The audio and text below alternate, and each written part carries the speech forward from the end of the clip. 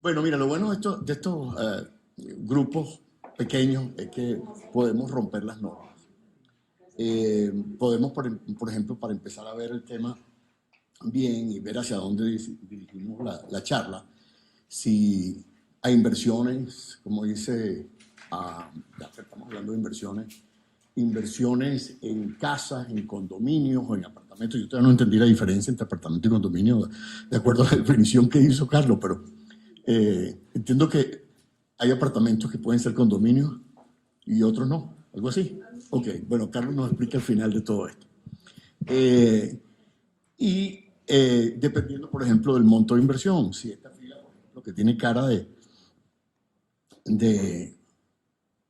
personas con más experiencia, caras así, como dicen los americanos, seasoned, caras de pensadores, poses, como gente de dinero. Si a lo mejor estos son los que quieren invertir por encima de $3 millones, aquí los de 1,5 millones, y aquí como estás tú, Anita, y están los amigos de su hogar, de repente los dejamos como para los de medio millón. ¿Sí? Sí, más o menos, estamos más o menos ahí en el tema. Lo otro que me causó mucha risa, ayer no me acuerdo así de mal, ¿no? Ok.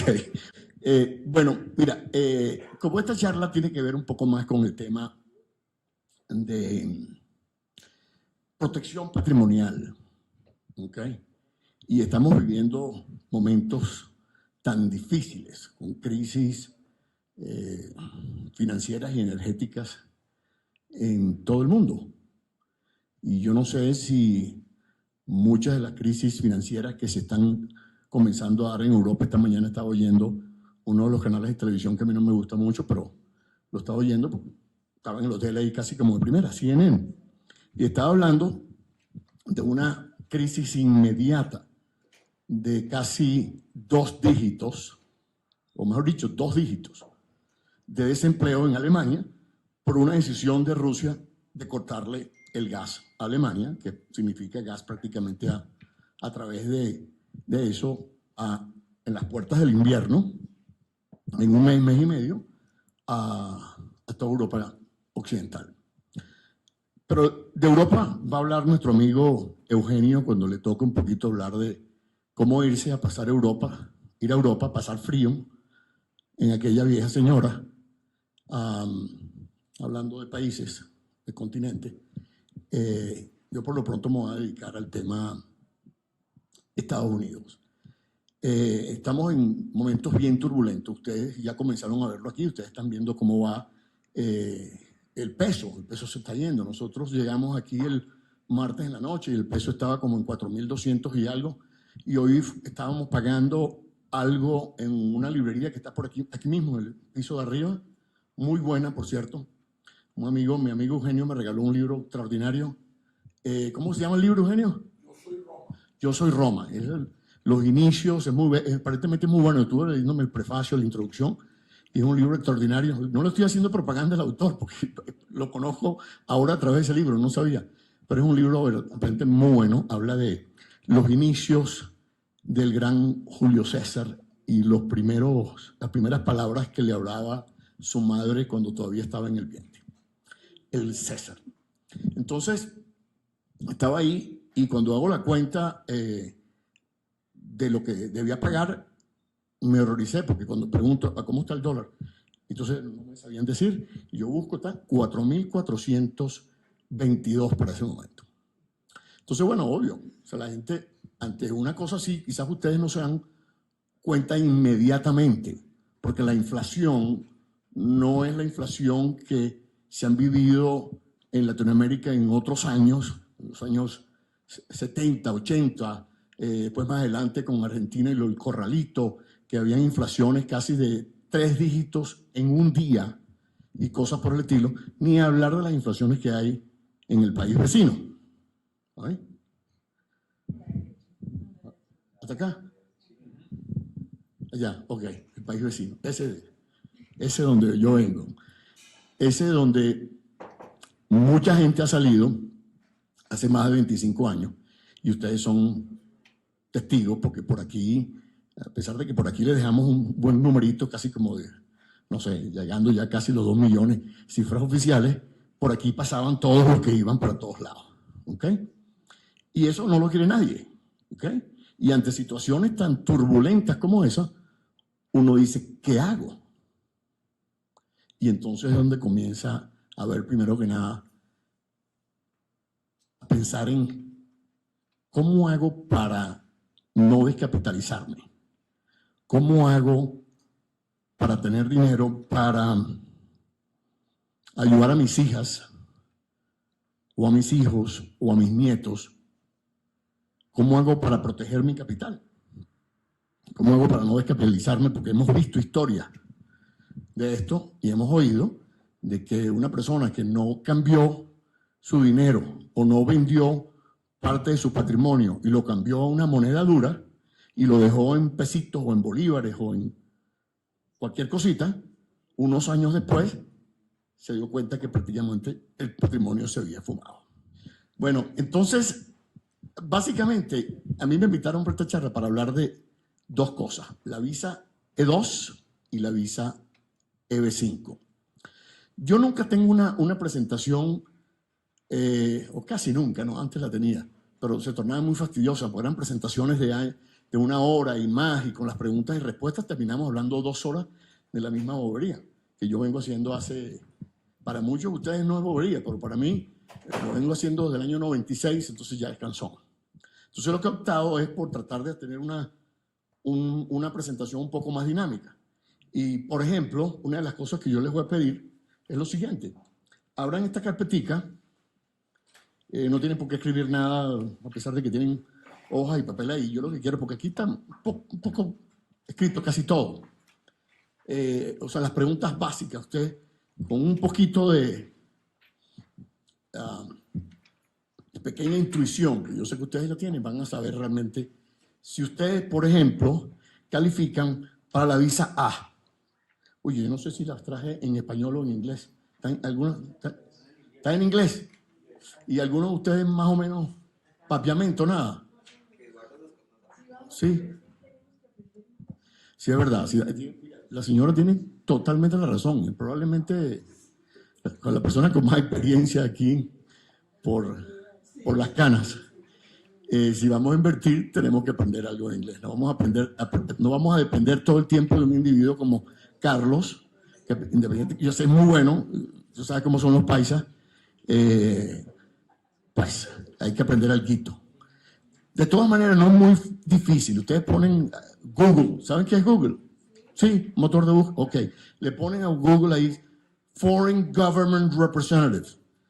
Ok, Foreign, extranjero, Government, representantes de gobiernos extranjeros. Ustedes no van a ser representantes de gobiernos extranjeros, ¿verdad? Entonces, esa no. Entonces comienzan a casi todas y de repente se quedan como con 4. Y yo les puedo hablar brevemente de la visa H1, que es una visa que, por sus características y la facilidad que era obtener esa visa, ahora se ha vuelto un problema porque obedece a un sorteo.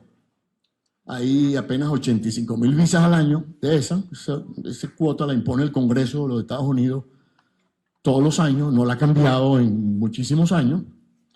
Yo recuerdo la época cuando yo comencé en este tema, los cupos eran cerca de 80,000 visas y hubo un momento tan dramático que la subieron a 165,000 visas. Pero después, en el segundo gobierno de Bush, lo bajaron a 65,000 y 20,000 para posiciones que requerían personas con más experiencia o títulos avanzados, maestrías, doctorados, cosas por el estilo. Y de ahí no han vuelto a subir, porque algunos consideran que eso hace que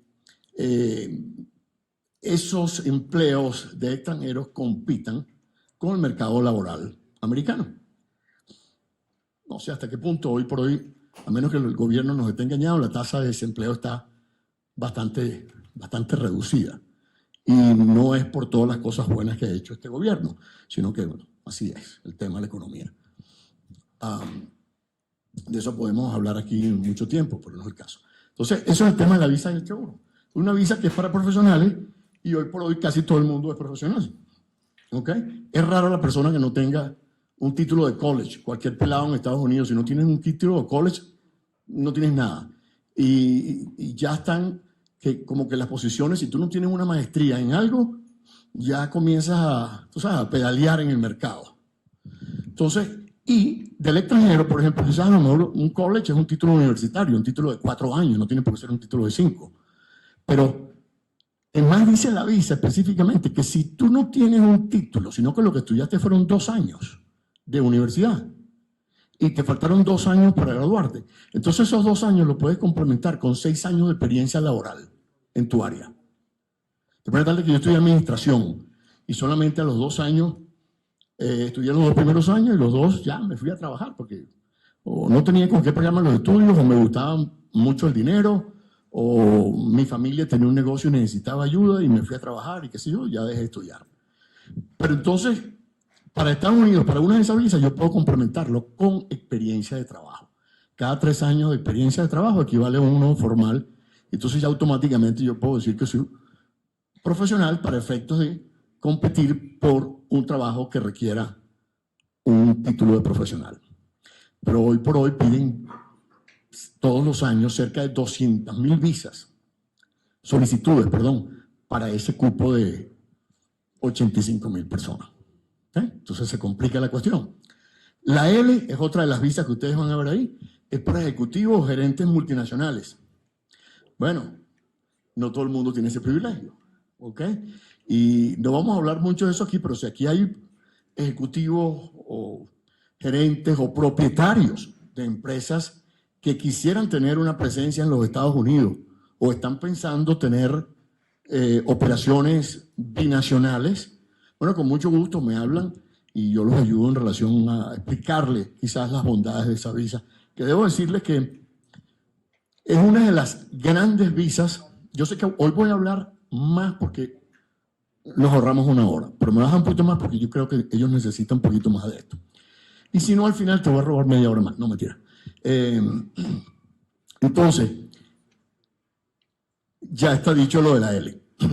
La visa O es para individuos de habilidades excepcionales o extraordinarias, muchas veces conocida como individuos con talentos, desde actores y actrices de telenovela, pintores de calle, hasta lo que sea, siempre y cuando la persona puede demostrar que ha tenido una vida de honores, de consagración, por decirlo, de respeto, reconocimientos en su área. ¿Okay? Y algunas veces dicen, bueno, mira, yo me dedico a pintor, yo soy pintor plástico, artista plástico. Yo no he tenido reconocimientos, he participado en 2 o 3, ¿cómo se llama? Colectivas, muestras colectivas. Yo no he tenido una mía, pero pues yo creo que califico. Entonces la persona se encuentra una cosa así como que, bueno, no he hecho nada, esto es lo único que yo he hecho. Pero cuando tú te sientas con el abogado, y esto es muy importante porque esto es válido para cada una de las visas, cuando tú te sientas con el abogado o el especialista en el tema, el abogado te va a ayudar a ti casi como que a descubrirte a ti mismo también y ver dónde hay más talentos detrás de ti con ese tema de artista.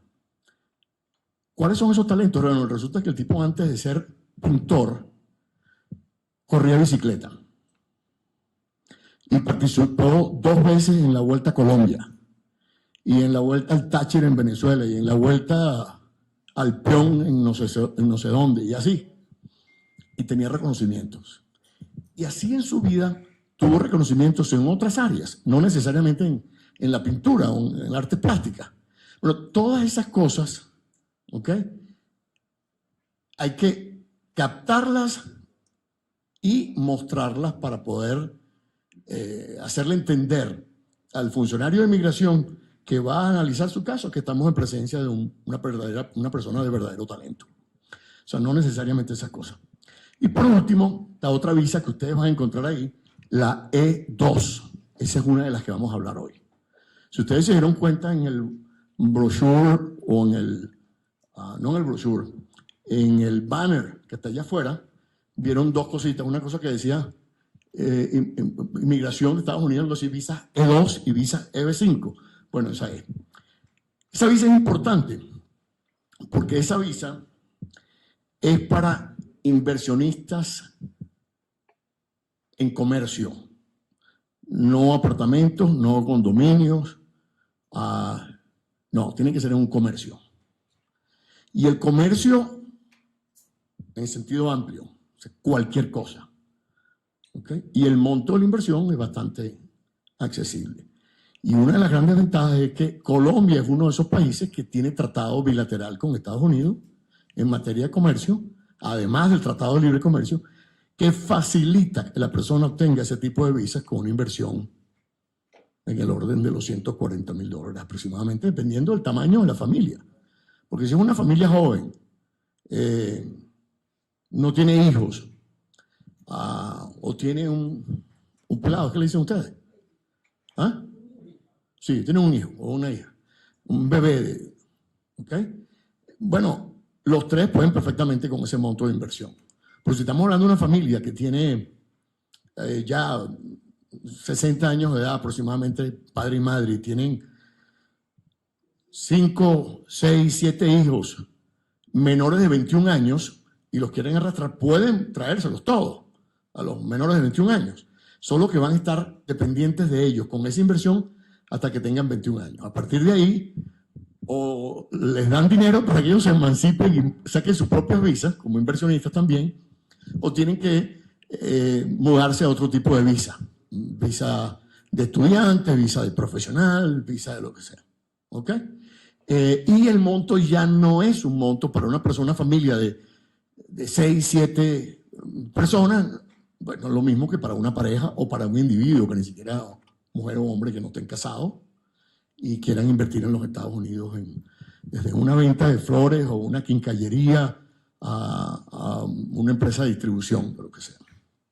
Es una visa, como todas estas que están aquí, en primera plana, en la parte beige, es una visa de no inmigrante. O sea, eso no es una visa para quemar las velas y soltar las amarras cuando ustedes llegan a Miami o a Houston o al destino de su escogencia. Pues es una visa que les va a permitir estar allá de una manera temporal. ¿Cuán temporal es? Bueno, no como la temporalidad de los moros en España, pero como 8 siglos. Pero sí, por ejemplo, una visa que se le pueden dar por 3 o por 5 años. La tendencia es que a Colombia últimamente se la han venido dando por 5 años para montar comercios allá. Comercios incluso de interés de ambos lados. O sea, para una inversión local en los Estados Unidos, para lo que sea, o para hacer comercio entre Estados Unidos y Colombia.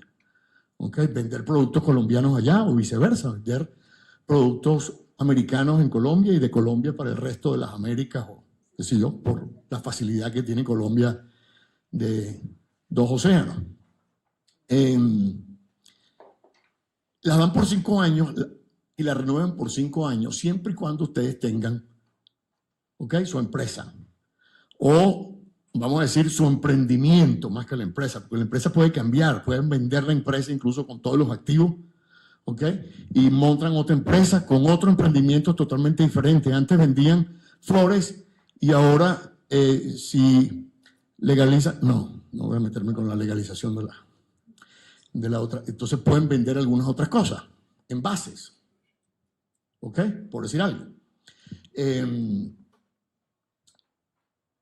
fin, lo que Estados Unidos quiere para que ustedes renueven esa visa, incluso 20 años, cada 5 años, es que ustedes sigan generando riqueza a nivel comercial, nada del otro mundo, generando riqueza y empleo directa o indirectamente. ¿Okay? Hay personas que han vivido años con su misma inversioncita de $100 y pico mil en los Estados Unidos, sostienen una familia de manera módica, pero lo hacen, van y vienen constantemente.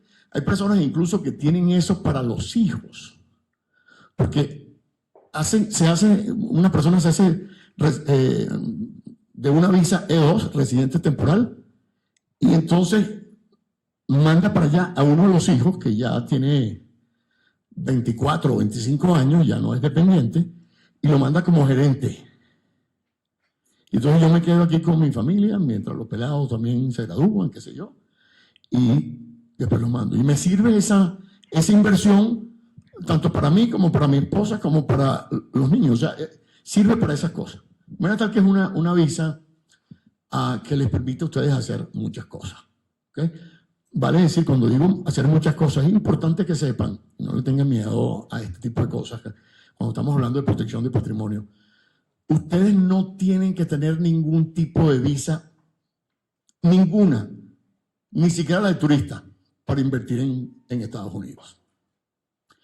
¿Por qué? Porque, bueno, siempre hay los abogados que siempre están viniendo, los contadores, los asesores de negocio, personas que invierten a través de diferentes compañías de inversión que hay, incluso locales a través de la banca y compañías de inversión local que les ofrecen infinidad de productos en Estados Unidos. Y ustedes a lo mejor no tienen ni siquiera visa cómo ir. Pero que nadie les diga que ustedes tienen que tener una visa para invertir en los Estados Unidos. ¿Ok? Obvio, mucho mejor si ustedes tienen una visa y van y tocan y caminan en el sitio donde van a invertir. ¿Ok? Y si tienen una visa de inversionista, ¿qué mejor? Eso no significa que tienen que vivir allá. La visa de inversionista que se la dan por 5 años es mucho mejor, sobre todo si es para ese propósito, que la visa de turista. Porque en la visa de turista, cada vez que ustedes van, ¿qué viene a hacer usted? ¿Y cuánto tiempo se va a quedar? Y aquí hay el interrogatorio. Y si no les convence, pues el cuartico. Que ahora no es el cuartico oscuro famoso que uno le tenía terror. Pero igual, ¿no? O sea, ahora es una pecera, toda una cuestión llena de vidrio por todos lados. Y uno siente que pasa todo el mundo y los ve así. Y uno ahí, bueno, ¿por qué me ven? Entonces, pero esa visa E es mejor porque con esa visa E ya ellos saben que yo vengo para acá a comerciar y que traigo y llevo cosas y me puedo quedar todo el año si me da la gana o los 5 años de la visa que me dieron hasta que la renueve. Y a lo mejor, vamos a decir, soy yo y quien se mudó para allá es mi esposa y mis 3 hijos que están yendo al colegio o a la universidad todavía, siempre y cuando sean menores de 21 años. Bueno, igual, yo trabajo aquí, alguien tiene que ordeñar la vaca aquí para poder mandar para allá y mi familia está allá y yo estoy aquí. O viceversa. Yo no quiero sonar machista en un país como casi todos los de aquí, totalmente matriarcales, nos hacen creer que somos ogros y de verdad la que tiene el poder aquí es la señora, ¿sí o no? Ah, ahí está. Bueno, y por último, ya si alguien está interesado en ese tipo de visa o en ese tipo de, vamos a decir, en ese estatus migratorio que ustedes les va a permitir estar, no estar y tener la facilidad de todas estas cosas y algunas que no. Una pregunta, bueno, está bien. ¿Sí? Comentaron que para uno tener esta visa necesitaba darle trabajo a americanos. ¿Eso es cierto? Porque mucha gente está llegando. Entonces uno le da empleo, por ejemplo, a un mexicano. Yo conocí una empresa ya precisamente de jardinería y se le daba empleo a brasileños. Sí, no, efectivamente, no es para americanos, puede ser para colombianos nada más. Usted puede poner un anuncio en su empresa. Se admite, ¿cómo es la cosa? No se admite chinos. No, mentira. Yo empleo solo colombianos. Usted puede emplear a quien le dé la gana siempre y cuando esté legal. ¿Okay? Y que es legal significa que tenga un permiso de trabajo por un asilo, por un refugio, porque trae esto, porque cosa, porque basta que esté legal y usted le puede emplear a quien usted quiera la edad que quiera. ¿Ok?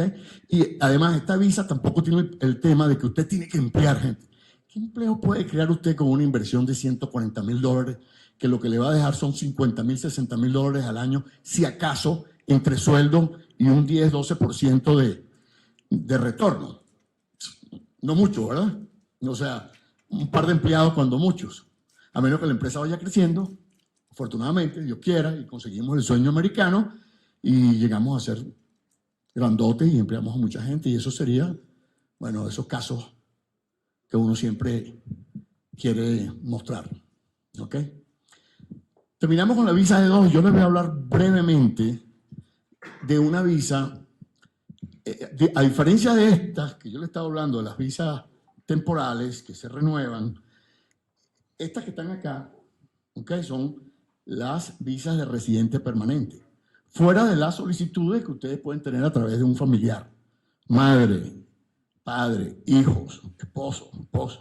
¿Ok? Esa la damos de un lado porque no es el objetivo de esta charla. Pero entonces la otra es la EB5. La EB5, el nombre viene, EB5 viene, realmente es EB5. Ustedes ven, es la última que está acá. Nosotros, en el país vecino, yo todavía vivo 35 años fuera y todavía no me despego. A pesar de que tengo 10 años que no voy. En Venezuela decíamos, en mi época, chequera mata galán. O sea, el dinero, todo, aquí también. Ok. Bueno, entonces esa es la visa. Ahí no tiene usted que hacer nada, sino haber tenido dinerito. Se los ganó en la lotería, los heredó de la bisabuela, de la novia, que se murió y lo dejó todo usted, que afortunado es, o de la suegra. Las suegras son fabulosas cuando lo quieren a uno, porque cuando no, no te dejan nada. Mira. ¿Ah? El marido. Bueno, entonces, no importa si el dinero que ustedes tienen lo hayan obtenido de cualquier forma, siempre y cuando sea legal. Porque cuando ustedes van a invertir en este tipo de visas, Employment Base 5 o EB5, que es la visa de residencia permanente, ya no es temporal, ya es permanente, por inversión, que hasta hace 3 años, noviembre del 2019, ni siquiera 3 años, noviembre del 2019, eran $500,000. Y así se mantuvo como por 28 años. $500,000. De noviembre, o mejor dicho, el 16 de mayo de este año entró en vigencia el nuevo monto que finalmente mucha gente reclamaba, $1 millón, $1,050,000. ¿Ok? Entonces, con ese $1,050,000 usted puede, ahí sí es verdaderamente interesante. Casi como me van a devolver mi plata, obviamente, y voy a generar un interés que me van a pagar, un retorno por mi inversión. Pero ahí sí yo me puedo llevar a mi esposa o mi esposo y 10 niños menores de 21 años. Imagínense usted. Si sea así, si somos 10, es como que si hubiésemos comprado la residencia permanente por $100,000 a cada uno de los miembros de la familia. ¿Ok? Y pueden hacer lo que les dé la gana. Son residentes permanentes, punto. Eso sí, basta que lo inviertan en un buen proyecto. ¿Ok? Porque hoy por hoy, si en el año 93, cuando se aprobó la regulación para las EB5, habían una veintena de proyectos, hoy hay un milenio. Unos 1,000 aproximadamente. Unos 1,000 proyectos. Y habían casi 2,000 antes del tema del noviembre 19, cuando cambiaron el monto. ¿Ok? Habían casi 2,000. Muchos proyectos se terminaron con mucho esfuerzo. Otros fracasaron. Y comenzó una nueva era con algunos proyectos que se pudieron salvar, que todavía tenían algunos cupos de los B500, y ahora le dijeron, sí, ustedes pueden seguir buscando inversionistas, pero ahora sus inversionistas son $1,050,000. Y tuvieron que remodelar todo el business plan, todo el tema de distribución para poder calificar y actualizar sus proyectos a la nueva regulación. ¿Ok? Pregunta, soy Eduardo.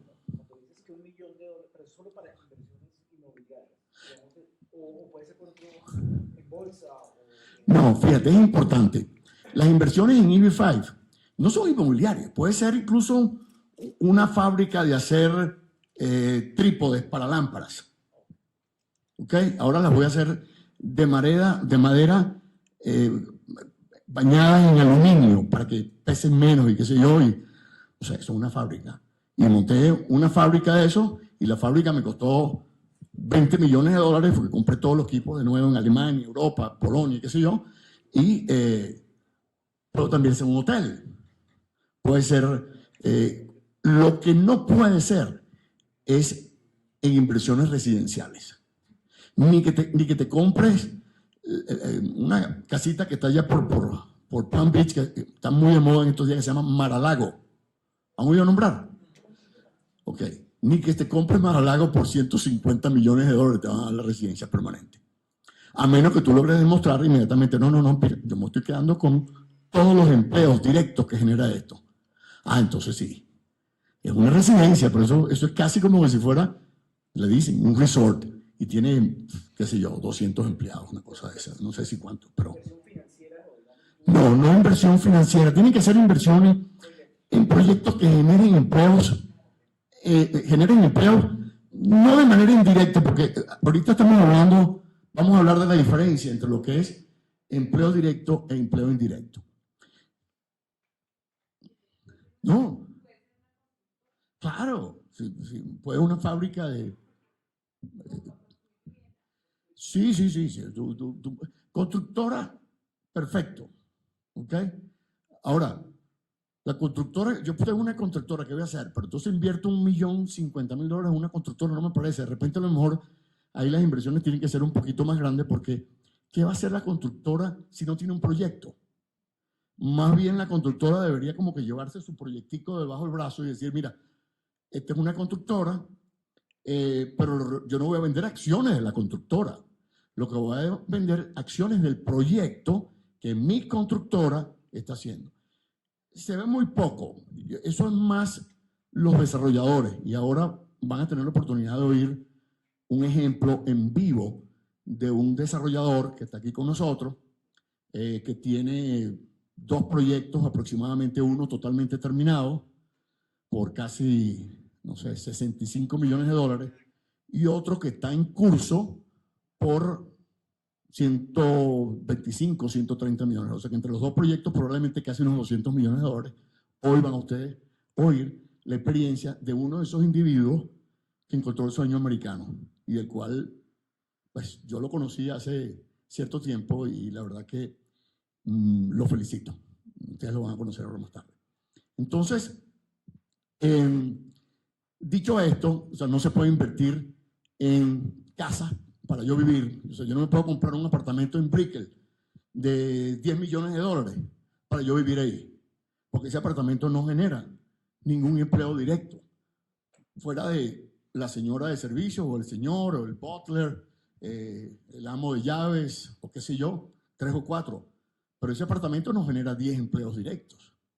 Si lo generara, de repente habría que rediseñarlo no como una inversión en algo residencial, sino en algo diferente, una inversión en real estate que genera 10 empleos.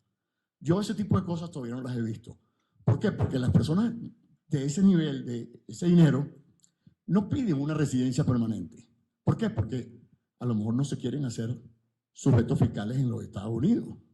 Si yo compro un apartamento de $10 millones en Brickell, ¿okay? Eso probablemente represente el 1%, el 2%, el 3%, máximo el 10% de mi capital. Entonces, si soy una persona que tengo $100 millones, ¿por qué quiero yo ser residente permanente o ciudadano fiscal de Colombia, de Estados Unidos o de un país de primer mundo altamente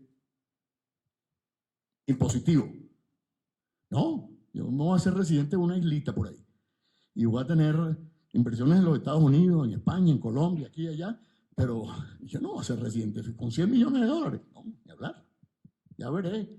Me sentaré con un abogado o un experto fiscal para que me diseñe me haga una planificación financiera para ver dónde coloco yo todos mis activos, para protegerlos no solamente desde el punto de vista patrimonial, sino desde el punto de vista fiscal, para minimizar el impacto fiscal que vaya a tener mi patrimonio o yo, que soy el dueño de ese patrimonio en cualquier país.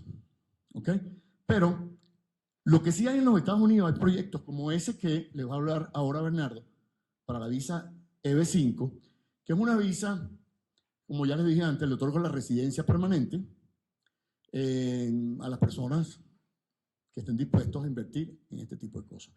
Hay proyectos, mejor dicho, hay proyectos como ese, donde ustedes ven que los desarrolladores del proyecto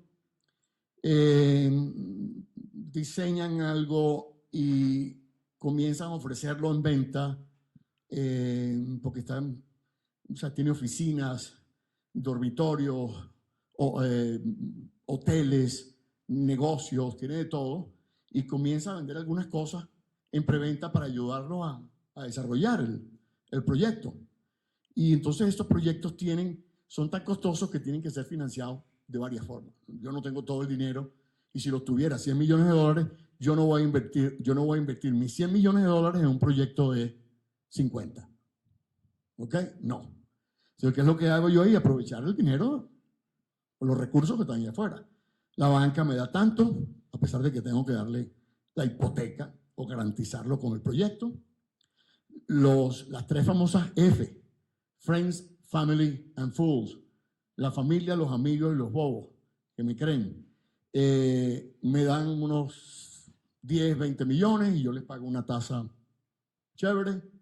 Y por último, porque no consigo más, o porque quiero beneficiar a alguien, a un grupo de personas en este momento, o porque quiero abaratar el costo del capital en el financiamiento de mi proyecto, ofrezco la posibilidad de que la persona tenga una green card, una residencia permanente, o ser inmigrante en los Estados Unidos. Esas tres cosas son prácticamente lo mismo.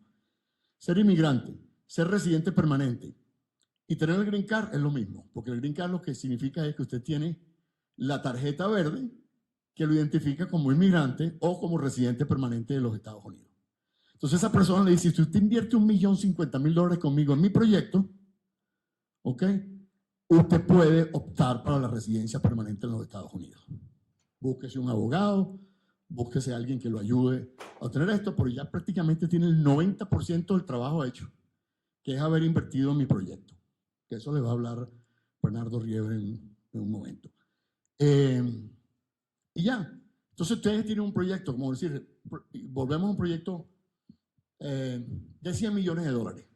La banca me da 50, unos amigos me dan 30, ya van 80, y los otros 20 los busco entre inversionistas colombianos. Vine a Bogotá a dar una charla y aquí me conseguí 20 inversionistas colombianos que además de eso quieren ser residentes permanentes en los Estados Unidos para dejarle eso a la familia, a la esposa, o tener la esposa por allá bien lejos, o el esposo, y quedarme yo aquí y poder entrar y salir de Estados Unidos, pero los mando bien lejos para allá. Todas esas cosas. Yo les voy a hablar de mi proyecto cuesta $100 millones.